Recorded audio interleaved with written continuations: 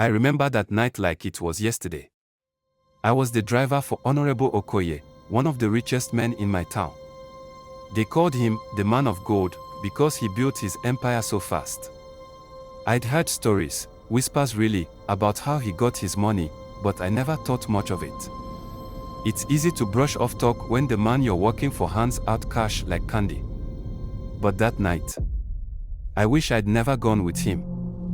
He called me to his house late, way past midnight, telling me to take him to the edge of the river, to the old, abandoned shrine.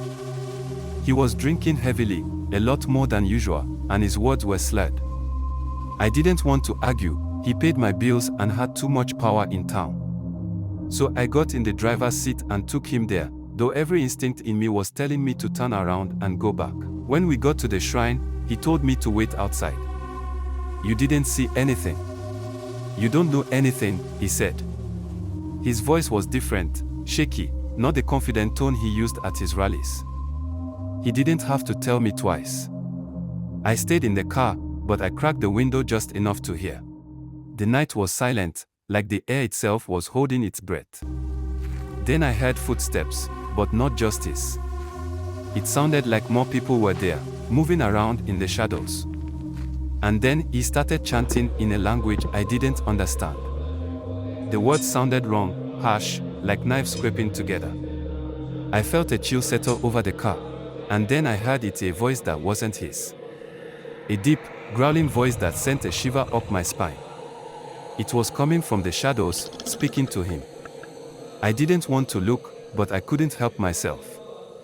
I leaned forward, just enough to see through the trees. There he was, Honorable Okoye, on his knees. And standing before him was something. I couldn't see its face, but its eyes were glowing, bright red like fire. I froze, watching as Okoye held up a piece of paper, his hands shaking as he offered it to the creature. And then I saw him lift a knife and cut across his palm, letting the blood drip onto the paper. I clamped my hand over my mouth, trying not to make a sound. But he must have sensed something because he whipped around, staring into the darkness. His bleeding eyes fixed on me. "You saw nothing?" he said. It was like he'd become a different person entirely.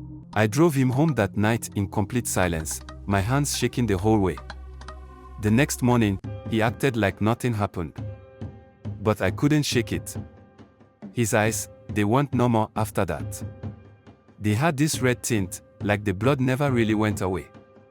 And in the days that followed, I started noticing strange things around his mansion, dead animals in the yard, shadows that didn't move with the light.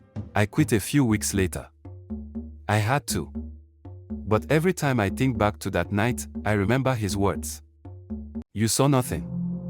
And sometimes, late at night, I feel like I can still see his eyes, watching me from the shadows, daring me to tell someone.